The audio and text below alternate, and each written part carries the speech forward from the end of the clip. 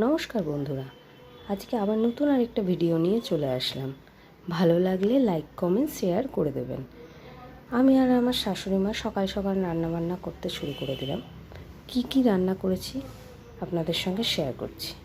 প্রথমেই পাতলা করে পটল আলু দিয়ে মাছের ঝোল করে নিলাম। একদম হালকা পাতলা ঝোল, খেতে খারাপ হয়নি। এই ঝোলটা জিরে বাটা দিয়ে আমরা করি। আপনাদের ভালো লাগলে প্লিজ লাইক কমেন্ট শেয়ার করবেন।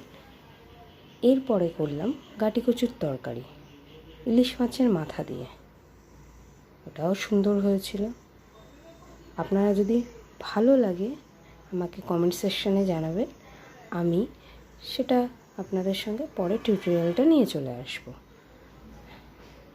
এরপরে হয়েছিল ইলিশ মাছের সালন। অবশ্য দুটো ইলিশ মাছের লেজা ছিল, সেটা দিয়ে করে ফেলেছিলাম। ব্যাস, আমার রান্নাবান্না খতম। প্লেটিং করে ফেললাম।